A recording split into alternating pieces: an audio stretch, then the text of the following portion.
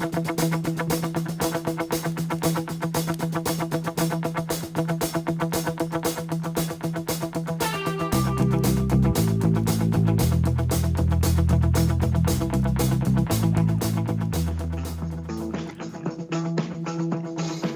trying to think of a joke I can tell you, Tony. Like, what did the rabbit say to the turtle after he? I just can't come up with anything. All them jokes I know are really dirty and probably Yeah, I was not gonna say, appropriate for this show.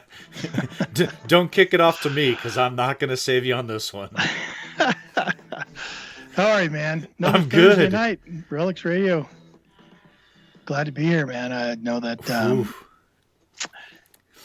been we've been having some great weather, and we've been able to get out a little bit, and still sort of really enjoying listening back to last week's episode. Last week was incredible. I had to go back and listen to it one time through, and then I was trying to cut out some pieces. There was just so much valuable information. Dr. Jeff was absolutely incredible. The amount of information and just kind of his expertise. I mean, being on the medical side, kind of being on the metal detecting side. I mean, it just was. It's a very unique position, and I think if people didn't get to listen to that one, that's definitely one that you really want to go back and listen to again. Right. Yeah, I agree. It was a great show. We really appreciate having him on. He's just a positive guy, man. Like if you get on, go detecting with him and stuff, like he's just always preaching positivity and doing good for yourself, right? Yes. I'll read you something he put out the other day. It was kind of like just like a tip of the day he put out. Hope he doesn't mind me sharing this, but he just said, if you are actively doing something that is damaging your health, decide to change that thing. And he's not saying slam on the brakes, turn 180 degrees, but for crying out loud, just adjust or moderate that. Yep. Change your course. Add a habit or replace the bad thing. Make it harder to do the bad thing, whatever it is. Fail over and over, but keep working on it. Better is still better. It's never too late. Like 100% positivity, Absolutely. Great words coming from that guy. Well, and if you're going to be successful in those changes in your life, generally the people that are kind of slowly making those changes and making it more part of a lifestyle change, then, oh my gosh, I'm essentially going to stop eating all sugar. I'm never going to eat fast food. I mean, let's be realistic about, who we are. And if you can make a positive step, if you're eating fast food 3 times a week, I think Jeff would say it. If you eat it 1 time a week, that's an improvement. Yeah. As long as you're moving in the right direction, then make those changes. Great show. Great show. Yeah, it was great. So just a quick announcement. We're changing the name of the show. I don't know if everyone heard that we're not going to call it Relics Radio anymore. We're calling it Dear Tony. And you can call in with all your relationship advice and your life lessons advice to Tony right here on Dear Tony on Spreaker.com. No, we're not doing that. How's your week been, man? Busy. So we are busy from right now until October. It's crazy. I gotta talk chickens, right? Yo, I got a chance to meet the girls. You did. And the guys. I know. They came over and greeted with you, and did. Nice little setup out there, huh? It's fun. Yeah. No, but I've talked with you about it. We've been collecting eggs. We got our incubator. We're going to try to breed our own chickens for the first time. Well, guess what? Next Monday is day 21, and that's when we're supposed to get all of our chickens to hatch. So we have 120 hopefully fertilized eggs in the incubator to hatch. Who knows how many are going to hatch? And then from there, we're going to keep all of the hens or pullets that haven't laid an egg yet, pullets. And then all of the roosters are going to go to the auction.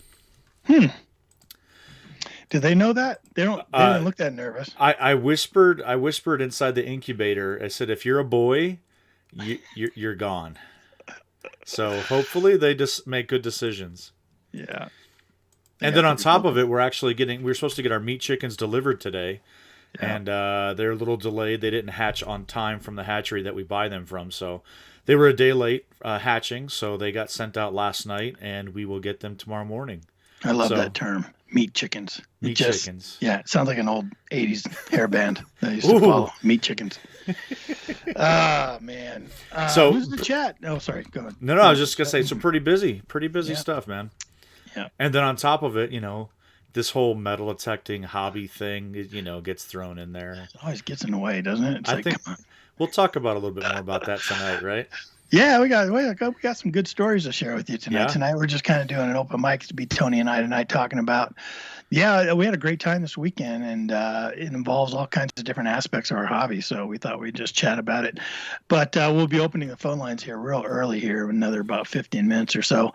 Who do you see coming in the chat? We always invite you all to join us here every Thursday night live at 8 p.m. Eastern on Relics Radio here on Spreaker.com. And if you jump down into the comments section, we have a little bit of a live chat going on right here. And people get in their own conversation. It's kind of cool talking amongst each other. If they throw a question up, Tony and I can field it and kind of ask it of our guests or respond to it here. So it is just a lot of interaction between us and our listening audience. And we invite you to come over and be a part of it too. If you happen to be ones that download the show later, if you're out there listening on Apple Podcasts, we see you. If you're out there on your iPhone or your Android, in Podbean and Spotify, and even listening on Spreaker, boy, we see the numbers. Tony and I were going over that earlier today. So who do we see in the chat right now? We got people rolling in. We had a whole bunch of people jump in. Ohio Relic Hunter, first one in tonight, says evening. Detecting Addicts says, hey, all. Let's see. Mr. Bill Hayes. Bill Hayes is always here with us every single week on Relics Radio. How you doing, Bill? And Mr. Dave Daly says, hello, hey, all. Hey, Dave. It's good to have you over here, Dave. It's good to see you. Right. Yeah. Oh, my goodness. Preacher Digger. How you Preacher doing, Mike? Digger Preacher checking Digger in. now. Yep. Nice. Good to see you, man. Yeah, it's so funny. Is he doesn't know this yet. He's gonna just think I'm absolutely crazy.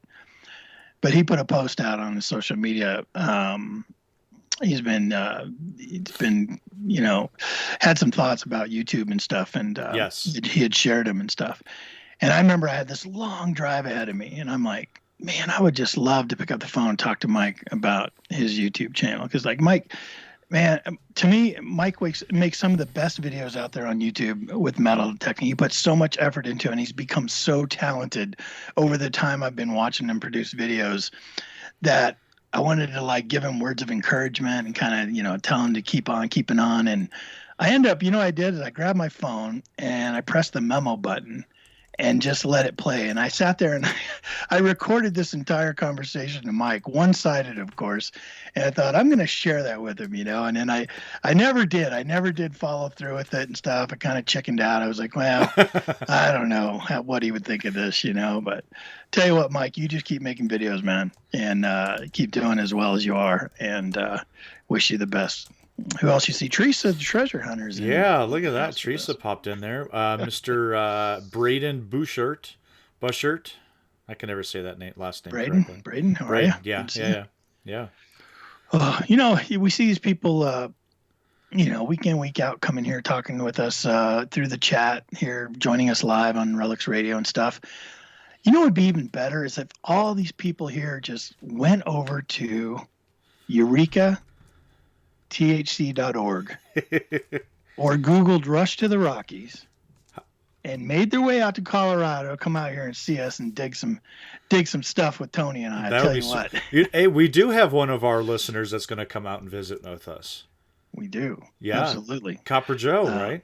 Copper Joe, yeah. Copper Joe's going to come out. We might even have who was it last year that joined us that said he watched both of our stuff and he came to come out was it Frank? Frank was out there, Frank is it Costello? Frank Castillo? I can't remember his last name. Frank. Yeah. Frank joined us. Came right up to us, right? Hey, I watch your videos on YouTube. Good to see you guys in person. You guys, right? It was really cool. Yeah. Really, really cool. So you guys can make your way out here July 7th through 9th. Tell us about Rush to the Rockies. Well, Tony. It's a 2-day hunt. We've got 5 hunts in those 2 days plus a kids hunt. And it's going to be $350 now for you to join. It is a seated hunt. We don't have any real good huge colonial fields out here in Colorado. Imagine that. So we do seed them, which, is that if you guys have never been to a seeded hunt, they are an absolute riot, because it is a totally different type of hunting versus an open field or anything like that. So we're going to be up in the mountains. What altitude are we at? 90? I think we're up there at 8,400 feet. And it's a challenge for sure. It's not like anything you've done before. For sure, it definitely takes some pre-thought and staying hydrated and taking it easy. And but you're right about the seeded hunts. I've been seeing a lot of talk on that on social media lately about people talking about seeded hunts versus wild hunts. And some people, wild hunts are not. They're not into wild hunts, and other people, they're not into seeded hunts. That's just the way it goes. But the further you push west, the more and more seeded hunts you have, just because we don't have as old of, history on the lands to find nice wild hunting lands as we would, let's say, back east along the East Coast and such, and up north. But so when you get out sort of the west, seeded hunts are kind of where it's at, and they become somewhat competitive. Like people go to those. It is crazy. People go to those with competition in mind. Yeah. And I've seen a lot of good advice lately. People talking about, if you go into a seeded hunt thinking that you have to get your money back or it's a failure, that's kind of a poor attitude to have going into a seeded hunt, because you just don't know. I mean, the people that are planning the hunt try to plant the field, try to spread everything out pretty well, and you just get. Some people are going to find more than others. That's just the way it is. Like when I go to a seeded hunt and I look around, there's no joke about it. You see some people just swinging as they would in a park normally, and they're going to pop along some things here and there. Hopefully there's some good things there. And then you see others that have like shortened up their rod, their lower shaft. They've lowered their coil, shortened their coil up, and they are doing less wide strokes, sweeps, and they are turn up their recovery speed, and they are just going to town, and they are not looking at what they find. They are throwing it in the bag, and they're moving on. I've seen people like at seeded hunts have a detector in one hand, a pinpointer in the other. Yep, that's and they're just swinging, beep, beep, beep. They reach down, they put their coil to the right as they're still swinging, reach down to grab the target, find it with the pinpointer, grab it with their fingers, throw it in the pouch, don't even look at it, and get up and keep swinging. Yep. And that's the way a lot of people do it, to, do it as well as efficient as they can. And you have other people that are just there to have fun, and that's fine too. That's why we do it. But there can be that competitive element for sure. The one of different side for our seeded hunts are, you'll spend maybe an hour out in the field, and it's a designated field specifically for that particular hunt. And you'll spend maybe an hour out there, and for the most part, most of the finds are going to be done within the first 15, 20 minutes, and then you're really trying to find all those stragglers. And then you're going to come back, and you're going to sit down, and you're going to visit, you're going to get some drinks, you're going to get some food, you're going to go look at everybody else's coins. You're going to spend more time socializing. On those wild hunts, you're off and gone, and you may never see another person for the entire day. A little bit of a different idea, and I'd say if you haven't been to a seeded hunt before, come on out here and try it out and see. You may enjoy it. We do a lot more socializing. I take a lot more video than I do in the wild hunts, but I enjoy it. I do a lot more talking. You do, a lot more yelling, screaming. Yeah. Yeah, they had me as the MC last year. I think they're thinking of doing it again. And I told them I want a PA system this time, darn it. Yeah. You're screaming at the top of my lungs. But we had a great time. Everyone that attended last year really enjoyed it. And I encourage you to come check out Rush to the Rockies or other seeded hunts, too. If you've never done one before, you should always go give it a try. But keep in mind of some of these elements, But you're absolutely right. We have a lot of good social time for socializing and getting together at ours, too. It seemed like in between each of the hunts, I was just constantly busy. I couldn't get around socialize too much because I was emceeing and I was giving away every single prize, which did not stop from the time we opened it up to the time we left. Like, okay, it was like, I think I stopped doing that in the time I took to go run my hunt as hunt master. And I was up in the field and I ran that hunt for 45 minutes. And that's the only time I got a break from giving away prizes. And it was just constant. It was just constant for sure. So yeah, I got a chance to meet your chicks this weekend. It was cool, and we got together and did some detecting. We're gonna open the we're gonna open the phone lines here real quick. Just so if you want and you feel moved enough, you want to call in and chat about your weekend or chat about a recent permission you got or recent find you had. That's what Tony and I are gonna be talking about tonight. So feel free to call in and join us for sure. Tony just put the number in the chat. And for those just listening live that may want to call in, phone number is 270-495-0315. We'd love to hear from you. Phone lines are open. Chris Mullen, good to see you, man. So, yeah, we got out this weekend. I mean, now that the weather's here, we're trying to, as much as possible, get out when we can. But you're on a really cool site up there near where the chickens are. Yeah. And we were able to get together this weekend with a friend and come on up, you know. Well, a pretty well-known, popular friend. Yeah. We went out with Jeff Lubert, so it was good to see Ken, good to see Jeff. Yeah. Preacher Digger, Mike, you're on with Tony and myself here on Relics Radio. How are you, man? Hey, man, I'm doing good. Am I the first one? Yeah, you're the first caller. You win a prize. All right. That's what I'm trying to do, be number one. Good to hear from you. Screwdriver socket tool I found this weekend. It's it's in pretty good shape. I'll send that to you. What's that? Say that again. I said I found it's a screwdriver on one end, and the other end it has two size sockets on it, and it's some kind of modern tool. So that's what you win. Congrats. You win that. Yeah. All right. Thanks for calling. Man, that's a good prize right there. I thought I would win a ticket to the trip to the Rocky Hunt there. Darn it. Oh, we should Texas, see you. Being at 500-foot elevation to 8,400-foot elevation. Oh, I probably couldn't get no joke. Very far without going out of breath. Yeah. Hey, Mike, did you go to the Garrett hunt? No, I didn't. I had a family event I had to be at that day. Gotcha. So I didn't get to make it this year. Yeah, I know you're out that way, and we saw a lot of our friends here from Colorado went. Tony and I didn't get a chance to go. We've never been. And, so I've been just looking at the pictures. It looks like it's a really great time. Oh, man, it's a great hunt. A lot of people there. The Texas Treasure Show is going on at the same time, which I used to be the president and put that on as well for 4 years. And so they're there with all the different clubs of Texas. Texas is the only state that has a club for the clubs, per se. And so they put that big show on. All the clubs are there with their booths, and then other exhibitors, dealers, distributors, and stuff like that are there. And so you got all the people, 500 hunters coming in. It's a big to-do. It's a really good hunt, and Garrett does a really good job at putting it on, and lots of prizes. But I just couldn't make it this year, so I like to set up a booth. But sometimes life, you have to do life sometimes. It happens. Yep, absolutely, you do.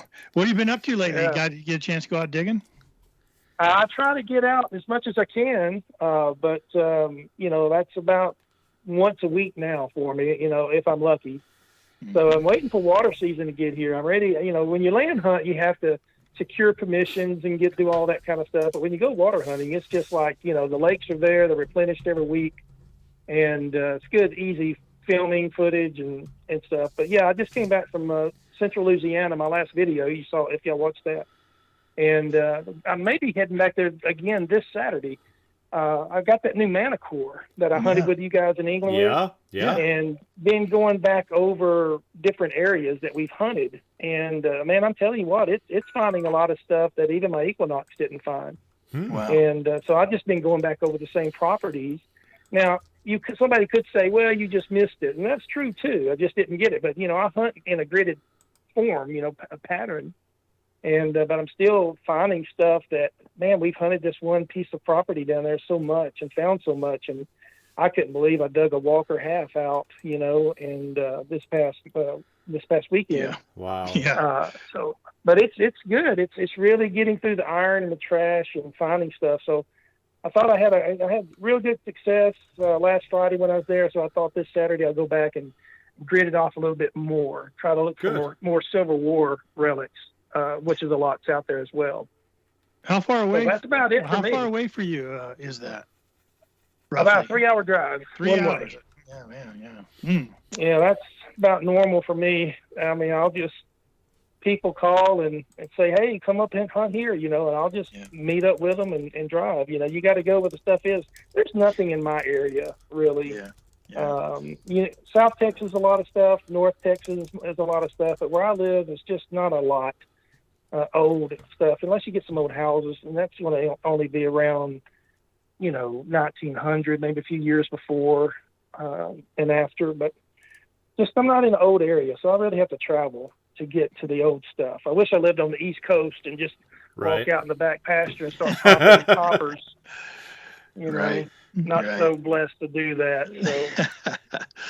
But we've each got our own little history. I mean, you've got some Texas history that's pretty important to our country, just like we have here on Colorado, the push west towards the gold. So, that was something. Colorado was part of Texas at one time. Yeah, it was. That's part of our state. Yeah, believe it or not. Yep. Yeah. So somebody had told me a while ago. You have your own unique areas that not. The people on the East Coast are going. Why can't I find something from the gold rush? So So we're always playing that that kind of game. Yeah, it's just about getting permissions. That's the good thing about getting involved in clubs and going out to seated hunts, and you get to meet people and you make contacts. And that's why I wanted to be the president of the Texas Association of Metal Detecting Clubs. We were a club for about 20 different clubs, a state club, and so I really got a chance to go around the state, start new clubs, meet everybody, and used it for contacts. And so I still have friends now, since I'm no longer part of that. I still travel and go up and meet people, and I go all over the place. I went up to Tennessee, I went up to Wisconsin, going up to Massachusetts, North Carolina, Ohio, Pennsylvania. I just meet people and travel and go and visit with them, and I enjoy that. That's great.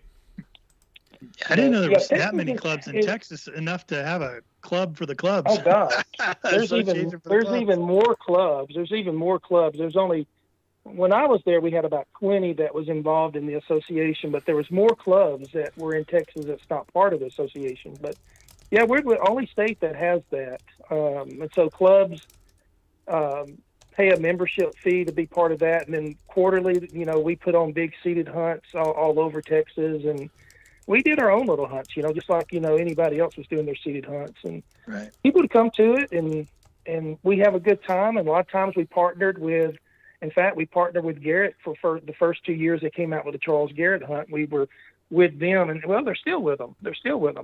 And since they moved to Canton, Texas, which is about an hour from me. And so they partnered up with them. And so it's a good, they do a hunt as well, but they bring in people, and then the Garrett hunt brings in people, and it's really a good situation. I really enjoy being the president for those years, but if you're part of a club, you know how that works, don't you? Once you become a president, you're always the president. You never seem to get out of it. Yeah, that's for sure. But I had a really good time with it, and but our club is very similar here in Denver, where we have we do a pretty good job at rotating presidents, but other positions like secretary and treasurer, like those people have been doing it for the past 15 years, and they want to take a break, they want to get out of it, but everyone else is they do such a great job with it that how could we ever jump in there and replace that? You don't get anybody wanting to do it, right, and it kind of goes just sad for them. If you're not careful. Yeah. Well, that was my one condition when they asked me at my local club to be the president. I told them I'll do it on one condition, that you let me do what I want to do, and I'll build this club, and we'll start and try new things. If they work, we'll keep them. If they don't, we'll just, at least we tried, and we'll build it. And we went from 15 to 65 with about 50 active members every month, and it was really, really good. We put on big hunts, and we had a lot of fun with it. But I haven't been back in the clubs in a while now. Just kind of been taking a break from from all that, just kind of focusing on my YouTube channel. And Yeah. I heard what you were saying a while ago about that's sweet of you, DK. Oh, well, man, I got a streak in me where I was like, man, I'm going to tell Mike some things. And I was, all encouraging stuff. And I was just like, man, it's a lot. I think what I'll do is I'll record myself and then maybe I'll put some of it down on paper later. Because, man, I really do think that you've come a long way in the skill that you've obtained and have. And it's just, man, I got some ideas for you, man. I think there's some things you can do. It definitely help bring things along, and I'll shoot you that email sometime pretty soon. Yeah, shoot me that email. And, because it was I'd like, love man, to hear that, because I'm doing everything they tell you to do, Right. and everything. But they just, when they went back the other day, that last couple of weeks, and just kept, and they finally it leveled off after about 125 subscribers they took away, just nitpicking me 10 and 20, then 10, Wow. 10, 20. Yeah. Every day, and they're saying, I called them, they're saying, well, it's fake accounts and bots and stuff like that. And I'm sure, because I know that my subscriber base are good people, and I know they just don't sign up and get away. Some of them may do that, because I really try to filter my subscribers. I just don't want any subscriber. Right. And those that complain or allege that something's fake, they're gone. I block them altogether. They'll never come back on. I just don't want those type of people on my channel. So I knew it was more YouTube than it was just people unsubscribing. Yeah, and so I was so discouraged, man. I was ready to quit and hang it up and just, I'm through with it. I told my wife, I'm done. I'm not going to waste my time on this. And then everybody kept doing what you were doing. They wrote in and saying, hey, don't quit. We love your videos. And so I stay with it.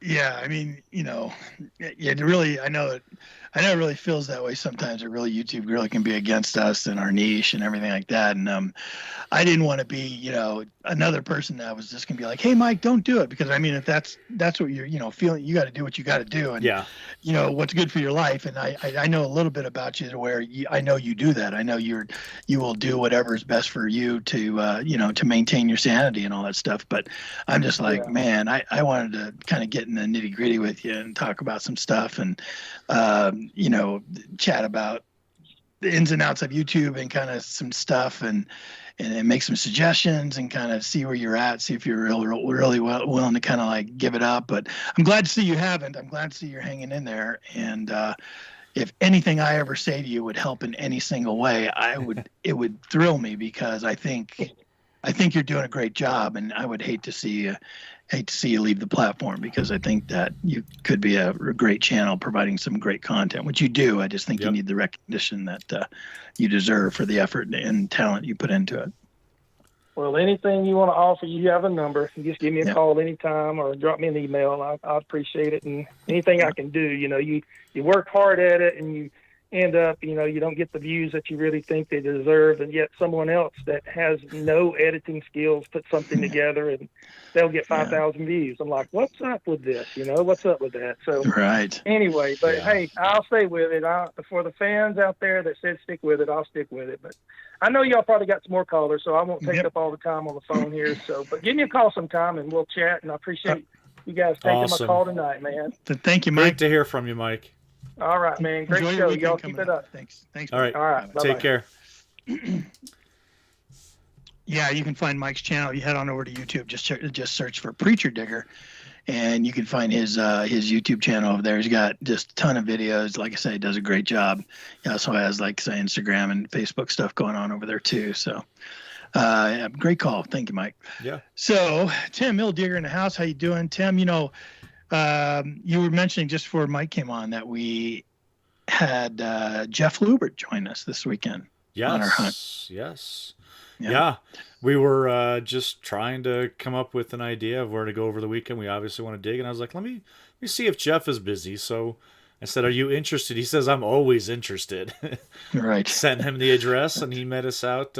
He went us out there. Now, I know I've told the story before, and I won't go into the whole story, but the first place we stopped at was an old homestead that we had found, or I had found on a map, and gone out there and scouted it. And sure enough, there's a hole where the foundation, or where the house was, and then There's rocks stacked out there for the foundation. And I was like, this is it, man. This is exactly what we're looking for. And it's just doing that research and then pounding the pavement, getting out and double checking it. So we've hunted out that this place for a couple years now, and we've had some moisture in Colorado. Yeah, we have. And the dirt wasn't as good as England, but No. it was a heck of a lot closer to England than it has been the concrete dirt that we have in Colorado. at Yeah, times. yeah. Oh my Some gosh. of the better dirt we've had here in Colorado. Oh, it was sure. beautiful. Yeah. So I loved it. yeah, it was Thinking getting what's Jeff the out best. there. Jeff had a good time. He got out to places he's never been before. Now he was swinging the Deus too. I know there's a lot of talk over in the live chat over about the Deus too and that kind of thing. And I had the Manicore. And what did you bring out? I had dowsing rods. I think you have a picture of it somewhere. I You had dowsing cleaned up rods. too. You I did. man, that thing. Some people call It's it witchcraft, but I tell you, it's That's right. the dowsing rods. Yeah, it was. They worked well. No, I took the Legend. I was out there with the Legend, and Well, yeah, I mean, story coming later. I had a great opportunity to try something out with the Legend too on our second site we were at. So when we get to that second site, I definitely want to share that. But Well- the first site was cool. well, we had 3 machines that had never been out on that site before. Right. So I know you found some incredible things. Now, when we went down to kind of where the area was, you went off to the right, which was kind of further up on the property, and we're kind of feeling like that may have been the barns or where the horses were and Yeah, stuff? the stable area, the livery stable area, or the maybe the barn and stuff, because there's definitely a lot of iron up there. But I found some personal items over there, not house items, but personal items. So yeah, I guess if they were over there working in the stable and stuff, they could have dropped some of these things. But it's weird, and let me know in the chat if you guys are like me on this. Like, I was looking, like, Jeff covers some ground, man. Like, I was watching Jeff. He was like, I looked down one time. I looked up. I couldn't see him anymore. I was like, where'd he go? Because he was just like 15 yards away from me at one point. And I started hitting a couple things and started hitting targets that were diggable targets. They didn't turn out to be anything great, but they were at least diggable targets. You know what I mean? Yeah. They were not 100% iron. They were kind of like that odd-shaped iron, kind of mid-tone, but squeaking iron. And those are always interesting to me. Like, I'm pretty good. I think I'm pretty good at kind of telling a straight up, square nail or a straight up, modern rusty nail, which, square nails are cool too. I dig them all the time. But when it's that jumpy iron tones mixed with mid-tones, right on the cusp right there, jumping, to me, it just always intrigues me, where I'm like, I want to go see what that is. And it's always something odd. Like, it's always like, oh, it's horseshoes sometimes can be like that, or like an odd shaped piece of iron that can be like a part off of a vehicle or something. And so I always dig those just to check it out. And when I start hitting a lot of those, I just usually hang out in the area. And then if I hit something personal in nature, like this little buckle I hit, and then I'm going to hang out there. You know what I mean? As long as the targets get to keep presenting themselves to me. So I didn't move off that area very much at all the entire time we were there, if you think about it. No, you were up there the whole time. Yeah, I think I wandered down the hill once and then ended up making my way back. And you know what they call those pieces, those old iron pieces, that they're just little pieces, right? You know what they call those? They call those boats. Boats. Yeah. A bit off a tractor. A bit off of a tractor. Yeah. Boats. Yeah. Perfect. Or poach. Poach. Here's one I didn't. I feel like such a jerk. I feel like such an idiot. What did Jeff call that first find he found that I came running for? Like, I'd never heard that before. And maybe I'm just a dummy. Oh, he so got you. Oh, my God. He got me so bad, because things like that have been found in areas, Do you remember what he called it? He called it the 12th Georgia.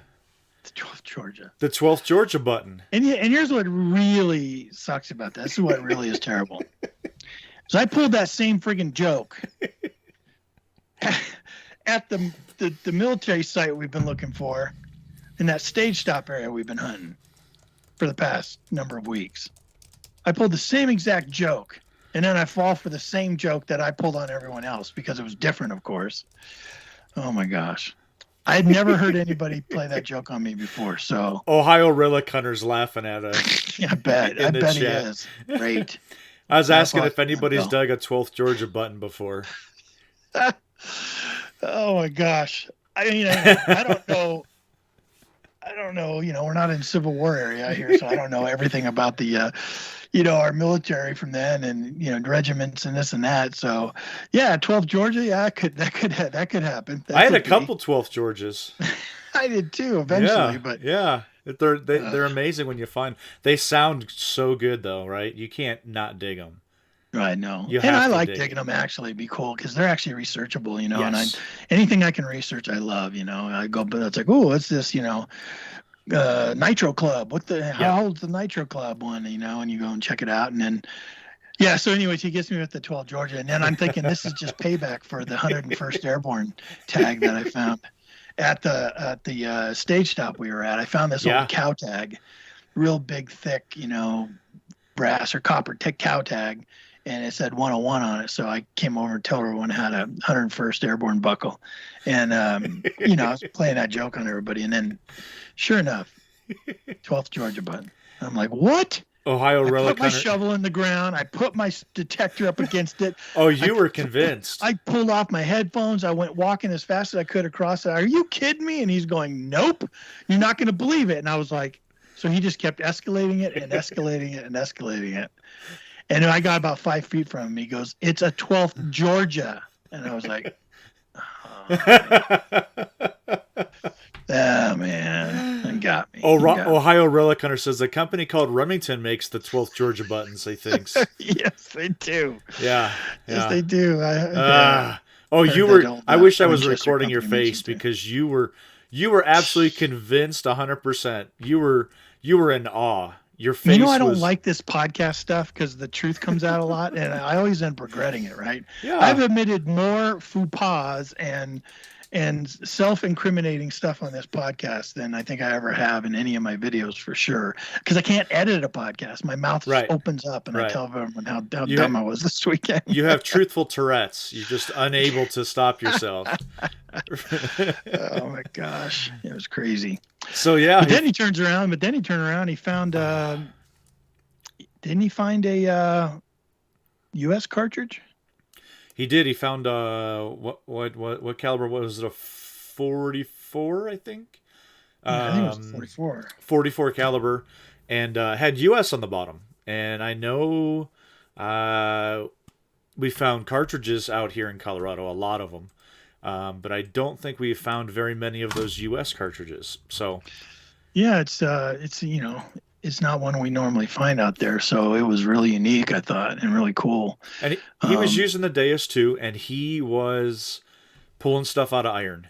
And that's what I had told him, was where the iron patches were, and I was really hoping for me to sit there and watch him work in the iron. And he worked it, and he did well. He did really well. He's using that small coil in the Deus. Yeah. And, high kilohertz, and he was just knocking it out. Now, that's the thing I learned when we went to that second site.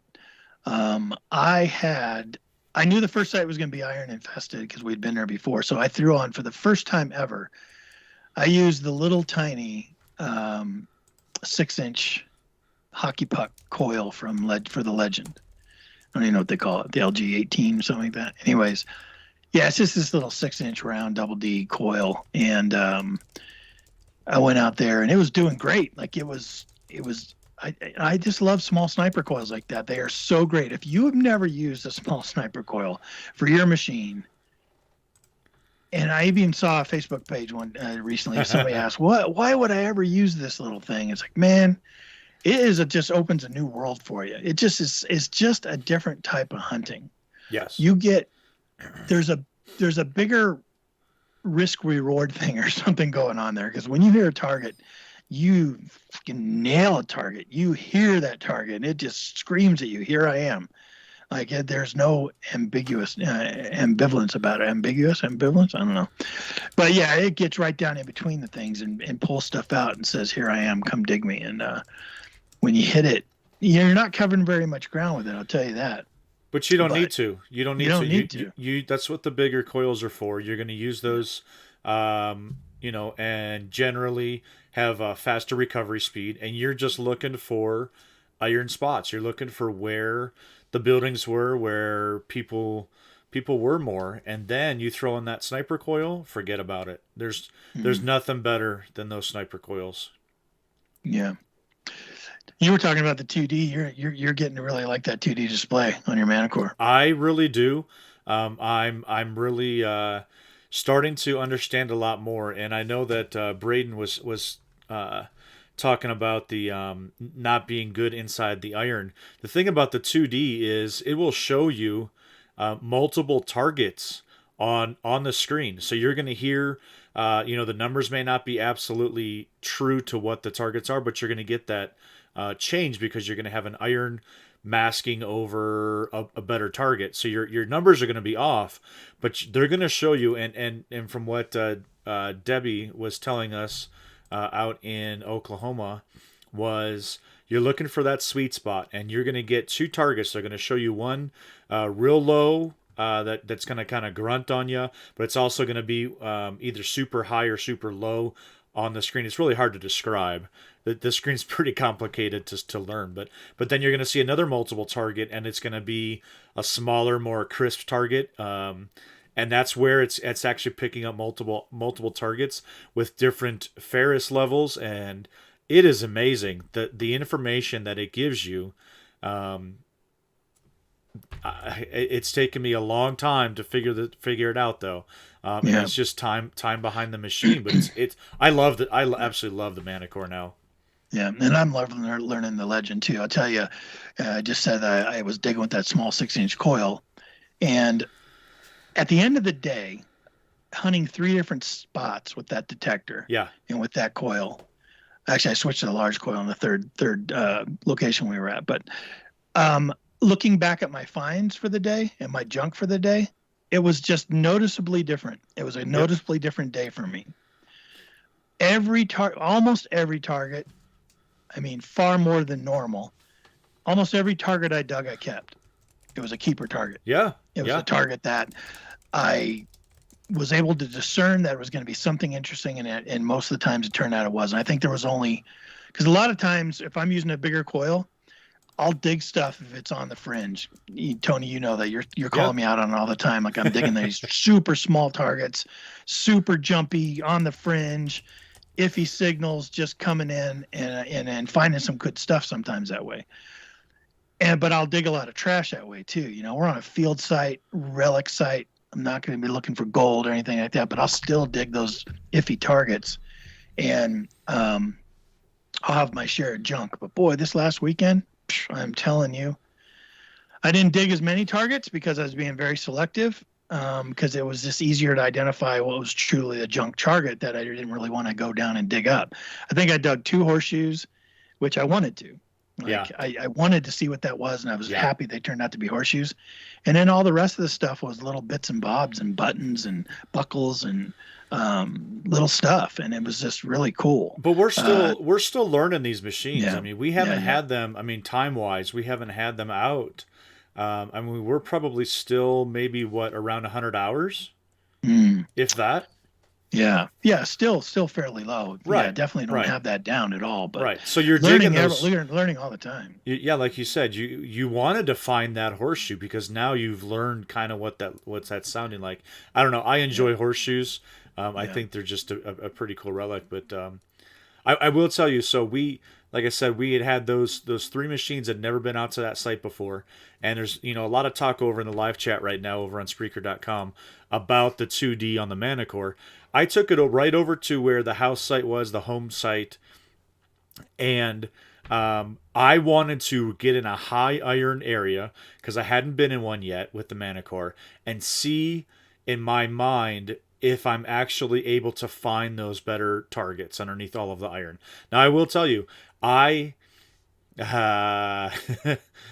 collateral damage in a way, dug some square nails. Because when I got down there, and I'm talking a hugely iron-infested area, and I'm not sure if this house burned down or they pushed it over or something. Excuse me, but there's iron everywhere. So I identified a good target. I get down there and I pop it up, and I find square nails just because there's so many of them. But I will tell you, in an area that you and I and Beth have hunted multiple times with 3 other detectors, what we found, and we were there a couple hours, what we found and came away surprised me that we were able to pull that stuff out, because the easy targets are gone now. Yeah. You know, I mean, I found but that is the reason we went there, because Right. we had pretty much hunted it out. Like we Correct. had thought, right? Like you said, they were thinking about starting to level the ground out there and stuff, and we were like, well, we've really hit that hard, so maybe it's given up all it's got to give. And maybe after they turn the dirt a bit, maybe we'll go hit it one more time or something. But when we decided where we were going to go this weekend, Tony's like, let's go out there because all 3 of us are going to have new machines that have never been on it before. And I was like, yeah, absolutely. Good point, you know. And you're right. I was so surprised at what all 3 of us found out there when we were pretty much ready to give up on it and just kind of say, okay, it is what it is, you know. I was actually able to find a pocket watch bezel, which is a very large target that sounds fantastic, but I haven't been able to previously find it in all the iron. I pulled it out of the iron patch with the Manicore, and I was very impressed that I was able to identify, like I was telling Braden over in the chat, identify the actual 2 targets, you know, an iron target and then a non-ferrous target inside that same area right there, and it turned out to be an old pocket watch bezel. All the innards still in there. Beautiful piece. I haven't cleaned it up yet, but that was I think my best find out there at that first site. That was beautiful. I couldn't believe you found that out there, man. That was crazy. Bill Ohio Rail Gunner asked if you had found any oil lamp parts on that site yet. I don't know if we have. I don't think so. We were telling the story when we were out there this weekend. Beth, our old digging partner, she moved to New Mexico recently, but when she was out there with us, we were in the hot area where we knew the house was, and we're all hitting it real hard, right? Well, she wanders off out in the middle of nowhere, you know, and I'm looking at her going, man, I wonder if she's going to find anything out there, because she's not digging very many targets. She's obviously not hearing very much stuff out there. And all of a sudden she's like, bucket lister or something like that. And we're like, what? I mean, she was way away from the whole thing, and she ended up finding a GAR button, right? Yeah. Amazing button. Yeah, absolutely amazing. I couldn't believe it. It's like way out there in the middle of nowhere. So you just never know. And I've been out there too before, like away from the site, and it's really quiet, man. It's really quiet. So that truly was a needle in a haystack find for her, and a really cool one at that, you know. But yeah. I came across that buckle. I found this buckle. Yeah. I'll show it to the camera for those of you who are going to watch on video later here. Yeah, I love that. Beautiful. Suspender. So it's a suspender. Suspender button buckle with like a D-ring on top of it, and it's got the teeth. It's got the 3 triangle sharp teeth. Yeah, sharp teeth. That's also on a, they move. It's on a hinge itself. Pretty cool. No names on it. I look see if there's any kind of identifications on it. There's none.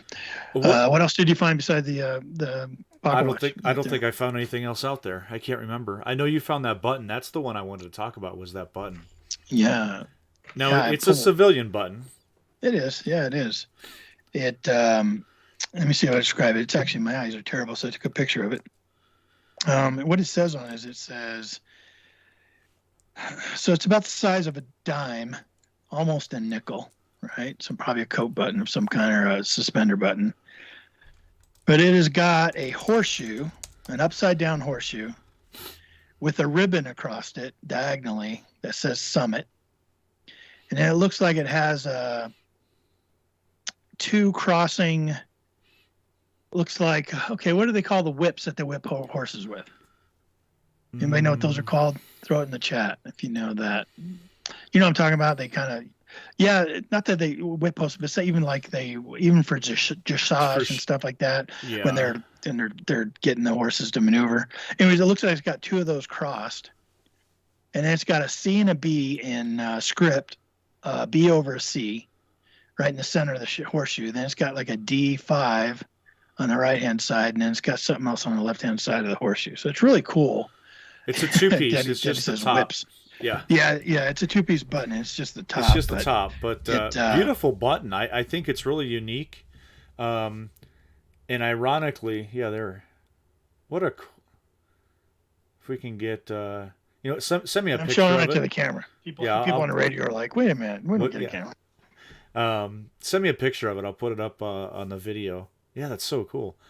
Ironically, and a little bit more information about the site. I actually work on the property. So, Say it again.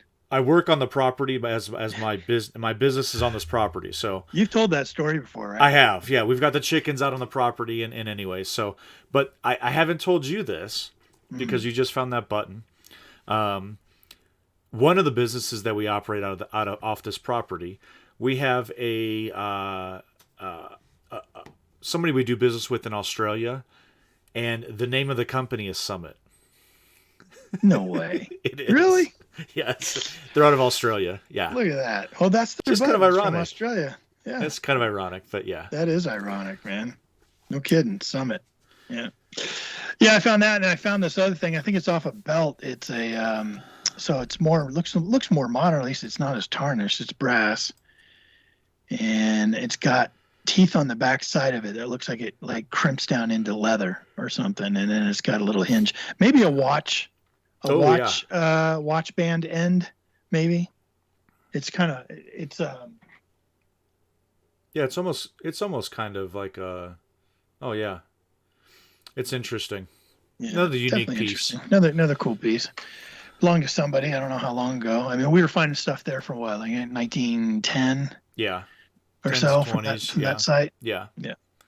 So Yeah. we And spent then a little bit of time there, poking Yeah. around. And then we ended up going to a second site, another site that Tony and I had been to before, but again, we had new detectors on it, so we wanted to go hit it.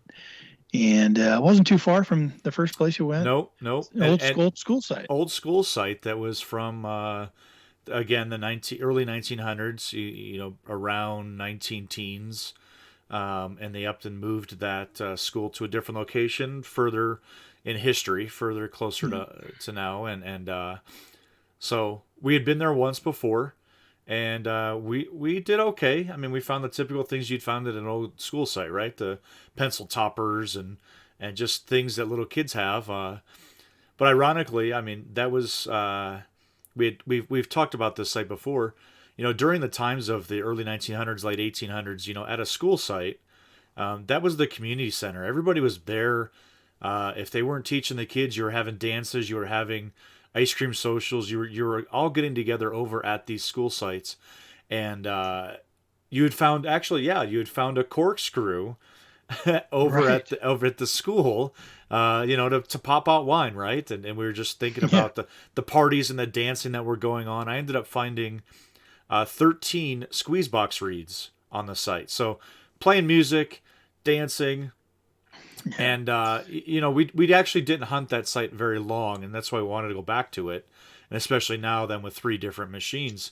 And I tell you, we didn't find any squeeze box reeds. I know that. We didn't. I think you cleaned up on that for sure. I got out all the easy targets, but Jeff found kind of I think it was a piece of lead, like a lead animal, like an animal toy or something with missing a head. That's right. But he pulled that out of the iron, and that D2 really, really impressed me with how it worked in the iron. And I was kind of letting Jeff kind of in that area, just kind of really dig hard in there and see what he pulled out. I was really curious to see what he could find.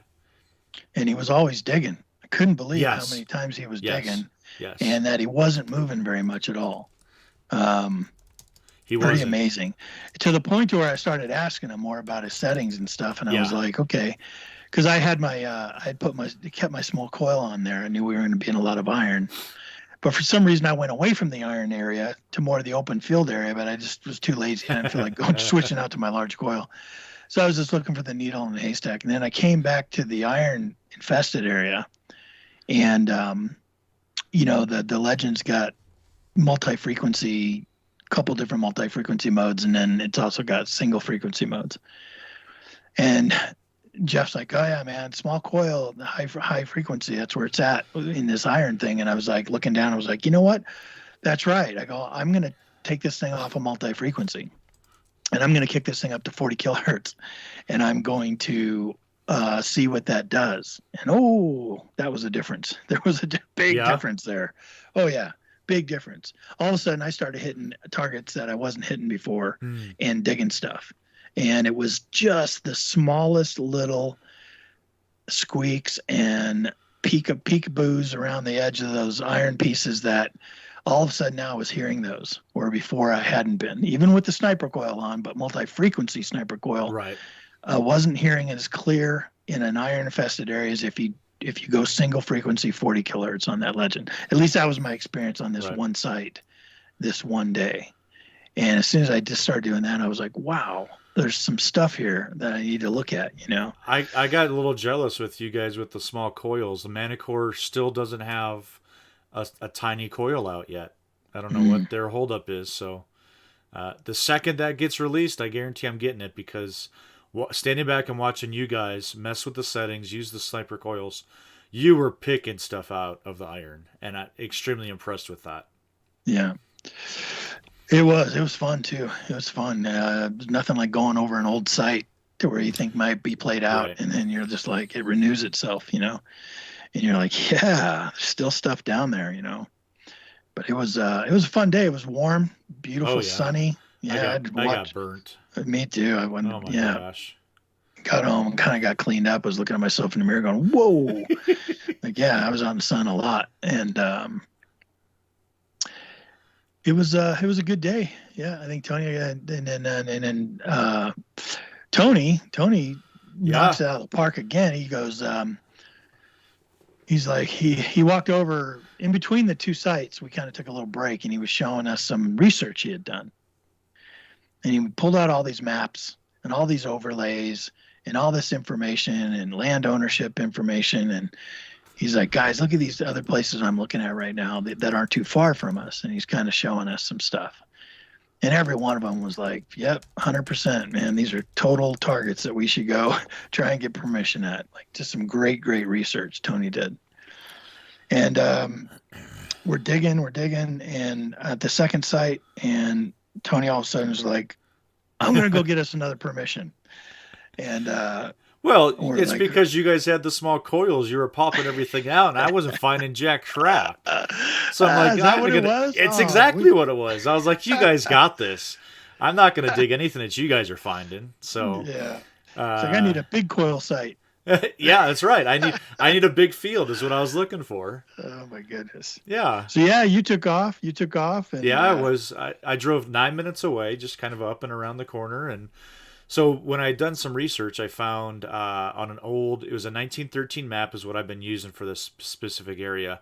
And I found at an intersection, an actual like 4-way stop, there was a building, a house site or something on the northeast corner and the southwest corner. And I was like, let's go check that out. And I looked on, Google Earth and looked at it. And actually now it was not a 4-way stop. It was actually just a right turn coming from the south. And no longer, roads going through the north and to the west. So I was like, well, there's got to be stuff over here now. So actually, if you guys are not using OnX, I highly recommend OnX as a research tool. I use it to essentially get the name. Well, first off, the property lines, which are extremely important when you're talking about large fields if you don't have fencing. The name of the owner, the landowner, the location, the address of the landowner, and generally what I'm looking for is a landowner that is on that property. So you'll sometimes have large acreage and things like that where they either have a P.O. box or they're in another state or something like that. It makes it a little bit more difficult, obviously, to get the permission and talk to the landowners. But ones that really stand out to me are ones that the address is that location. You've got the name right there. So I drove over there and decided, okay, which one am I going to go door knock on? And I drove up to the southwest corner and went up to the house and talked to this guy named Kevin, just explained who I was and what I do on the weekends. And I had found, done some research and found this site. And I wanted to know if he would let us go metal detect it. And he was like, Yeah, that's fine. Over there in the corner by where all the trees are. I said, yeah. I said, we probably won't be here very long. He goes, take all the time you want. Just go enjoy yourself. And this and that. So I walked over there. Well, I first I texted Ken and said, hey, we got permission, and he's like, okay, we'll come on over. Well, I started kind of walking around on the site, and I just could not find anything that really showed that this was an old home site. There's no foundation rocks. There's no divots. There's no indentations like of kind of like cellar hole type of things. But I found a couple bricks, and that was about it. And so it was like, all right, well, this is a new permission. We've never hunted on this before. Let's swing. Obviously, we're going to swing around and see what we can find. So Jeff and Ken showed up, and we were late though. Yeah, that's right. Showing up. You know why? Well, you guys got confronted. A little bit of confrontation. Tony was the one that got us the second permission also a while ago. So he really is the one that has the landowner connection with the contact with the landowner. Jeff and I are just guests, but he split to go get this new permission.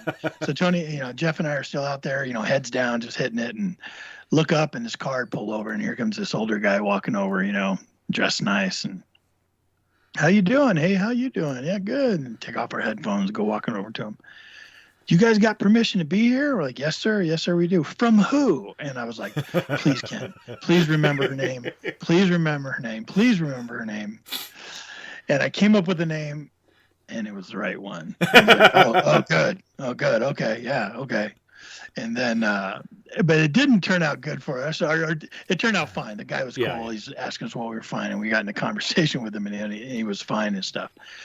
But Candace is the lady's name. Yeah. And this car pulled out, and there's a security gate there. So a car pulled up again for the security gate. And everyone that comes in and out of the gate, whether I know them or not, right? You wave, right? You just wave at them. Hey, how you doing? We're not sneaking out here. We're out here. We got permission. And this person waved, so we waved, and Jeff goes, is that Candace? And I go, oh, I don't know if that's Candace or not. I've only seen Candace in a truck, and that's kind of a little SUV. So then the guy that was asking us if we really had permission was looking at me sideways because I didn't know what Candace looked like. Yet I'm telling her she was the one that gave me the permission and gave us the permission, So I was explaining to him, yeah, she gave permission. My buddy's over there getting us another permission right now. So we had to have a lengthy conversation with the guy. And then, I ended up going over and meeting up Tony and stuff. So it was fun. We pulled up on the site where Tony was. It was just like, how it is when you get on a new site, right? Yeah. Any new permission, the adrenaline's rushing, you're excited. You're just like, whoa, what's going on? So go ahead, take it from there because you had already prepped the site or I kind of just wandered through it and we squeezed through the barbed wire fence, which is always, and you never know how that's going to go. Luckily, I made it through without tearing a pair of jeans, which is nice. But we just started hunting. I know Jeff. He put on the bigger coil on the Deus, and I actually think he switched over the Deus 1. There was a little bit of feedback with the Manicore and the Deus, which I was really surprised about. Yeah. So he went over to the Deus 1 just to try and see if we could get away from that. And let's see. I mean, my first target. Which, I mean, you're on a brand new site. You're really honing in on everything. You're trying to just listen to see, is it just gonna be trash filled? Are there no targets at all? My first target underneath the base of a tree was a pocket knife. Yeah. And old pocket knife. Really old pocket knife. Yeah. It had it had wood scales on it that had since deteriorated off, and there was a little bit of wood left on it, but. That was good. That was good. That was telling me we're gonna stay and hunt a little bit. My first target was probably the best target of the day out there that I had, and that gives you an idea. I didn't do so well at that last site, but it's that thing I was telling Mikey one for our the screwdriver, the first caller giveaway. Yeah, it's a silver screwdriver, and then the end of the screwdriver is like a two-sided socket. Double-ended socket with different size sockets on it, like all cast into the handle. So, I thought, well, what's that modern stuff like that doing here, But the property was real interesting because it was this huge grove of trees that backed up to this big ravine, like this 20-foot ravine. And I was like, cool. Like, I wonder, do they have water down in there? Or what do they have in there? And so there was definitely an edge. And then you noticed something cool on the edge of the ravine that I didn't see until you pointed out to me later. That's where the bricks were. The bricks. But they weren't. So where we found the brick was not where we thought the house site was, which was throwing me off. And it definitely was not thrown or discarded brick. They were stacked bricks right there. And that was interesting for us then to sit there and go, what in the world's going on? And I had walked the top of the ravine by those brick, and it's loaded with iron, just loaded with iron. I pulled out a couple pieces. I pulled out a D-buckle, a couple other items that were from that back area right at the top of the ravine. So, the more we kind of thought about it and talked about it, we were like, there's something going on back here for sure at this ravine, at this, alleged home site. Yeah, I mean, it boggled my mind because those stacked bricks, they're right off the edge, symmetrically apart from each other, like 10 feet or so, and they were stacked in such a way that it had to be a foundation. It just looked like it had to be a foundation of some type. Yeah, they weren't just stacked to be stored; they were purposefully stacked and wedged in together and all that stuff, and old hand poured bricks, like old. Yeah.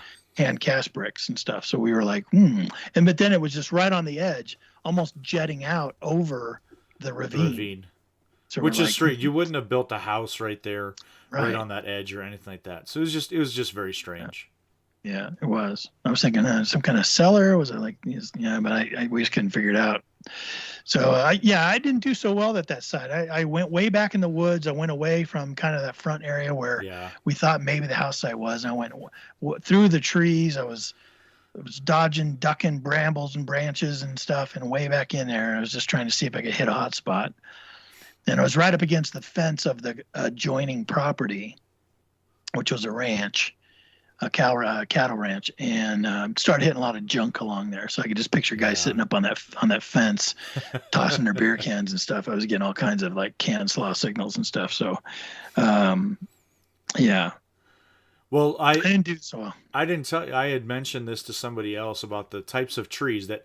I mean, they were what inch and a half prickers on these trees all the way around, right? Somebody told me those were locust trees. I was like, oh really? Okay.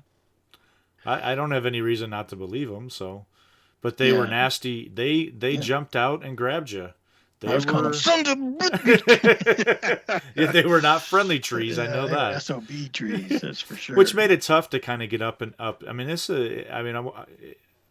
don't call it an orchard, but it's a large area of trees, and you're trying to get around all the bases of the trees because just trying to find targets, right? And these things are just reaching out and grabbing me. I've got more cuts on my arms. It was nasty. Who were we talking to? Oh, Jeff last week when we were talking about our trip to Oklahoma. Speaking of tree set of treasure, our trip to Oklahoma, and when we were back in those brambles, man, and they were just grabbing us and tearing us up.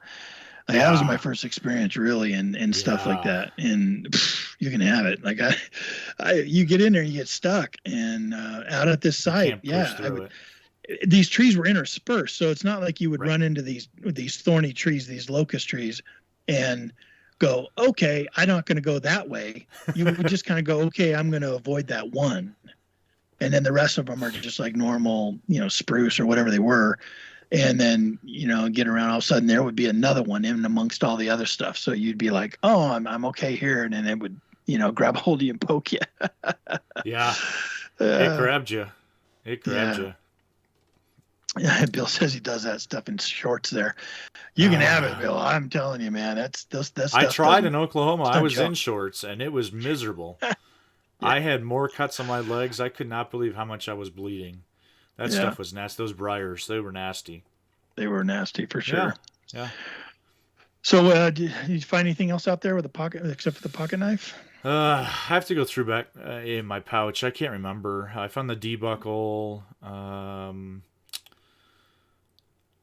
haven't put out I'm going to put out a shorts video on another find that I have to see if people can identify what it is. I think I know what it is. But I'd like to see what other people think of what this is. So working on putting that out here pretty soon too. Gotcha. Yeah. But, you during your research, of this site, you also noticed there was another site directly kitty corner Yeah. to this site, right across the just diagonal to the road there, and it looked like there was another grove of trees similar to the ones we were in. Yeah. But we Looks never like- did get a chance to get over there. Yeah, And, just got to get permission over at that one. But you get a brand new site, you're gonna just try and pound it. yeah. So we'll be back over there. Yeah, getting that permission is going to be a little challenging, I think. You came back and you kind of took a look at it, and it's like one of those ones where you got to come up with a game plan. It's not just a go up and knock on the door. I mean, this is how do you describe it? Like it's sits back off the road on its private road, probably about a quarter mile. And from a quarter mile out, you see it. It's the tallest thing around. It looks like it's a multi-million-dollar, quadrillion-dollar estate. At least quadrillion. With it's got to be like Kevin Costner compound or something. It just looks it's incredible. amazing. Yeah, amazing looking. For a four-car we need garage. a game plan, definitely. Yeah. There can't be a couple of dirty guys up there walking up there with Yeah. our 5280 sweatshirts on and be like, "Hey, what's up? I'm gonna dig in your yard." Yeah, that one's going to take a little bit to try and get the permission for. But I think, I know you and I talked about it. I really feel like properties that you're not asking to dig, through their tulips and things like that. This is like, hey, way down over here in the corner of your property that you guys don't even go down and walk around. Can we go dig down there? I think those are our that's where I get the most success from. Going up and talking to people and knocking on the door, say, hey, I noticed, you've got the nice little fountain over here and the tulips that are surrounding. Can I dig and see if I can find something old in there? That doesn't go usually pretty well for me. She doesn't go. No. But the open acreage and it's like, hey, way over there in those trees that you don't even know about. Did you even know that there used to be a house over there, a homestead? Right. No, go dig. I don't care. Go enjoy yourself. So. And didn't he also say, "Hey, thanks for asking"? Before he just went and did it, and we're like, "Was that him that said that?" No, like, that was of course, man. that was another person. That was actually Candace. No, was that Candace? Yeah. Thanks for asking. Yeah. When I got that permission, she said, "Thank you so much for asking me, and not just going out there." Well, yeah, it's. I don't know what kind of people you've ever dealt with, Exactly. but I'm not going to go on somebody else's property and just start digging holes. So of course I'm going. So we'll come up with a game plan for that other property because I definitely want to get in there and see that one, see what that's all about. We'll have to kick over. Maybe we'll have a contest on Relics Radio Facebook group about strategy contest. Best strategy for a gazillion-dollar house. We'll use it, and then if we get the permission, we'll invite the person out or something.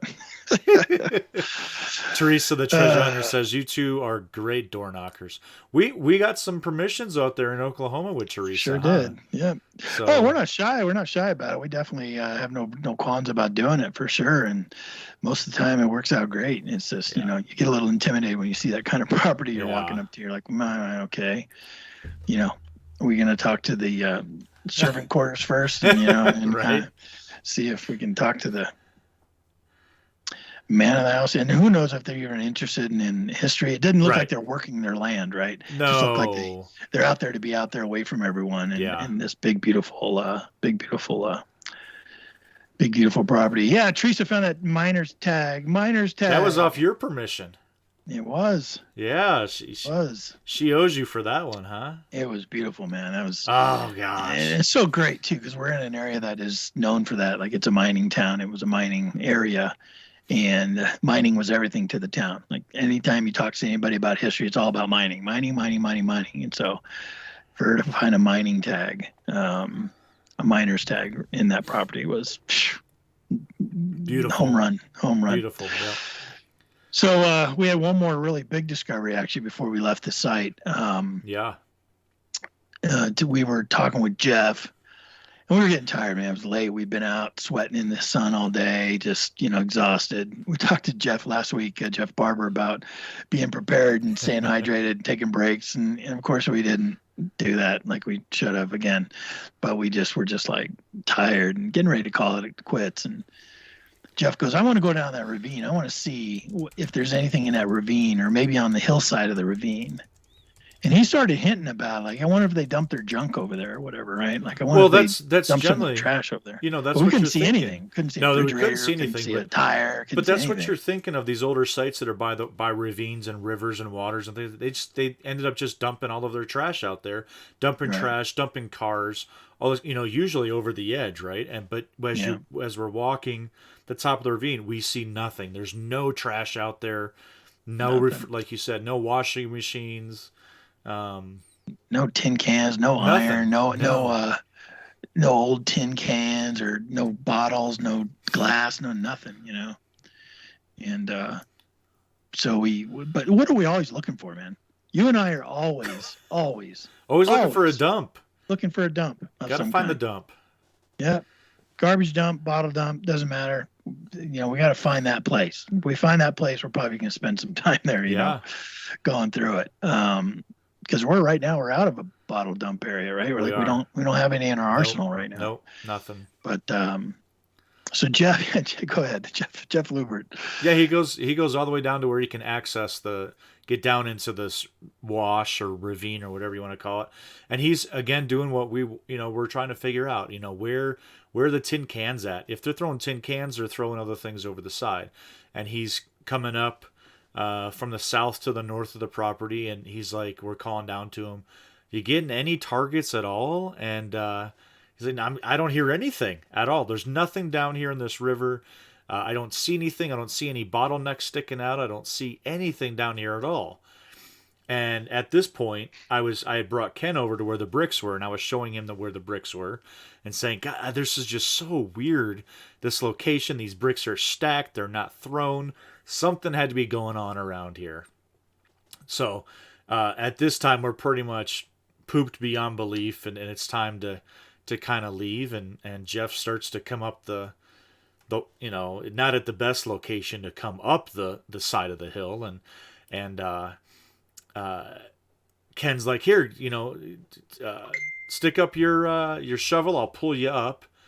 And Jeff hands Ken his shovel, and Ken starts pulling him up, and then Jeff takes the shovel back and puts it down on the ground to kind of like propel himself up, and you hear a different kind of sound that wasn't dirt. Nope. What did it sound like? Chink. Chink. Chink. And all three of us, all of a sudden, whoa, what was that? What was that? And so he starts pulling away the dirt a little bit. And what was underneath all that dirt? He reaches underneath the dirt. He's kind of takes out his knife, I think, or shovel, and he went down one shovel full and kind of pulled it back off the side of the hill. And he reaches down in his hand. His hand disappeared into the dirt because, again, it's like real loamy and real like leaf, rotten leaf. You can just picture the side of a ravine, right? It's really loose. And he pulls up this bottle. This old bottle, old cork top, or actually, the first one he pulled up was a screw top bottle, right? But one of the little clear ones, a little square rectangle bottles, and we're like, oh, no way! Did you just pull that bottle up? Complete way, bottle, Jeff. Complete bottle, not broken, no chips, no nothing. And old. I mean, you're not talking 1800s, 1700s, but you're talking. It's still old, 20s, 30s probably. 20s. And I was like, oh my gosh. And then he just started digging in and then pulled up another one and digging in, and he pulled up another one. All complete bottles. All complete bottles. Nothing One of them broken. one was a cork top, kind of had a weird top to it, cork top. And then, one had the cork inside of it, right? That had been pushed inside the bottle. And the amber bottles. Amber bottle, right? Clear bottles. Small ones, clear bottle. Yeah. Just started pulling bottles. And we're just like, oh my gosh. What the heck? This is the bottle dump. Yeah. Like there's a bottle dump here. And I wonder how far it goes now, how wide the swath is. I mean, Jeff was just in a single, like 10-inch wide spot pulling out these 3 bottles, right? And we were just like wide-eyed. But we were just so exhausted, like we didn't want to. Right. We almost jumped back into it right then and said, "Okay, it's going to be a late night." Well, it's 3:30 by this time. You guys had over an hour drive. I mean, we've been in the sun all day. We didn't take Dr. Jeff's suggestions and stop and replenish our fluids and things like that. We were exhausted. It was a long day. Yeah. But We sure said we're gonna try to jump back out there. Yeah, we'll end up going back out. No, I don't. I mean, obviously, we found some things that kind of prove that there was personal movements and things like that on the site. So there's still stuff that's going to be out there. Like we'll see what we can find with the detector. But yeah, could be potential for some good bottles. Considering we found 3 whole intact bottles, the first 3 bottles that got pulled out within 4 inches of the ground. And yeah. And there's this whole like it's a whole new area for us now. It's a whole new site for us now. Right. So we're gonna throw up a canopy. We're gonna get out there. We're gonna bring some drinks, and that's probably all we'll do. Is we're just gonna bottle hunt and sift for bottles and pull stuff out. And Jeff was even saying it might be cool to get a sift table out there. Yeah. For once we get down underneath some stuff. So we'll see, man. We'll see what else comes from that site. I know I'm excited to get out there and do more bottle digging for sure. And we still don't kind of know if this was, what were the bricks doing there? Were they, the floor of an incinerator? Were they just an area that they designated they would be able to walk back through the woods and dump, trash and things like that out at? I mean, what were the bricks? We still don't know that story yet. Right. Incinerator is a good guess. Like, I think that might be good. It might be a good guess there. But yeah, oh boy, bring some claws, bring some probes next time, kind of dig in. Because we were just saying, because we started saying, oh, I wonder if there's any bottles out here, and I'm like, man, next time we should bring a big probe out with us. And Jeff's like, I got one. You guys want a bottle? Yeah, I got one. That's right. That was we're the like, story. cool. And then his shovel was chink. I couldn't believe that. Whoa. Yeah. And the look on Jeff's face, too. Yeah. That wasn't dirt. That wasn't a rock. That was something that was glass. Yeah. And it's just funny. We just, and even Jeff had said he wasn't planning on trying to walk up that part of the hill right there. He was going to walk down up to the north where it was a little bit easier to get up the side. And so who knows? I mean, we may never found that if it wasn't just stroke of luck. Yeah, dumb luck for sure. Man, it was a good time though. That was just one day. One day of research and digging, and there'll be many more like that coming up here. Yeah. Again, right? We always say it. Oof. You guys know it. I'm sure it's not what you find. It's all about, the experience you have out there doing it and who you're with. And, we just talked an hour and a half about it, So, crazy. We talk a lot. We've talked a lot more about it since then, privately and stuff. Like, hey, man, like I asked you, I hadn't asked you yet. Did you ever do research on those bottles we found? Because they all had names on the bottom of them and letters and stuff. The list, it was Listerine, and it showed the actual pharmaceutical company that had made it, and I'm pretty sure it came back like 1922. Gotcha. So not super old. I mean, we're not talking 1800s, but to us here in Colorado, I mean, we've only been at a couple bottle sites, and again, it to me, it's like finding something that you don't have readily available to you right now, and then doing the research on it, and it takes you down a rabbit hole, and you start reading about, this particular pharmaceutical company. Okay, who was the owner? What's his story? I mean, God, you just right. We just tend to go down these rabbit holes like crazy. You do, yeah. It's a lot of fun though, man. We enjoy it for sure. Do you have the bottles in that cabinet behind you? I know people can't see that are listening to the podcast, but yeah, they're gonna look good back there though. Yeah, you got other bottles back there. Yeah. So the more to come on that side. I'm sure we'll be talking about it again. Maybe we'll do another special on bottle digging at some point. Denny wants to know, how many rattlesnakes have we found? One for sure. Yeah. That one we found at the Button House was not a rattlesnake. That's the no, one but it sounded like a rattlesnake. It was like, certainly did. Was it a bull snake or something like that? It was a bull snake. Makes it sound like a rattler. Yeah. Yeah. But actually, we found the rattlesnake at the last bottle dump. That's where the rattlesnake was. Yeah. Right. That's the one. Yeah. That's kind of ironic. He asked about that because talking about bottle dumps. Yeah. Yeah. Well, maybe we'll find some other stuff besides bottles too. Maybe we'll find old spoons. Braden just mentioned he found a spoon. Maybe we'll find some old spoons, and you just never know what they threw out once you get into a dump. I know we need a backhoe. You need to go backhoe the whole side of that ravine out. How you doing? Yeah, we were here last week. Yeah, you be okay? We brought a backhoe. You might be open to it. I got one. You want to borrow ours? Yeah. Yeah. I mean, if we tell him, hey, we're gonna cut down all these trees that got all these prickers on them, and he's like, oh, shoot, I don't care. Yeah, right. Yeah, I don't know if I'll be available this weekend, but maybe, I don't know. Let's talk and see. Yeah, of course. It'd be great to get out there and look for some bottles. That'd be a lot of fun. But I know I got a lot of garden work to do this weekend. Get my sprinkler system working, get all that stuff going. Yeah, it's that time of year. The weekend for me. Yeah. Time of year in Colorado now to get all that stuff. I don't think we're gonna have any more freezes, so we should be good. Yep. All right, well, shoot, let's get out of here. Let's go get some dinner. And hour and a half. Everyone, thanks for hanging out with us, and people in the chat. Thanks for the conversation. I was following along, and some good stuff going on there. And people that called in, and those of you that didn't, try next Thursday. We have another good show for you lined up, and we'd love to have you here with us, 8 p.m. Eastern every Thursday night here on Spreaker.com with Relics Radio. What do you got, Tony? You can check me out on YouTube. Facebook, Instagram, just search 5280 Adventures. And ironically, when we were on that third site with the bottle dump, I went live on YouTube at that time. So if you guys head over to YouTube, maybe we'll go live the next time we're out at the bottle dump, and you can kind of get a sneak peek at the things that we're doing over there. So I appreciate all the support, and we'll see you next week. Yep.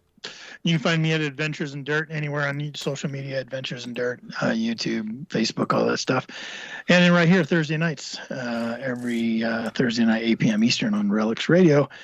Hey, guys, get out this weekend. Go have a good time. Find the good stuff. Let us know about it and share that stuff. We want to see it. Have a good weekend. Stay safe. We will catch you next Thursday. Have a good night.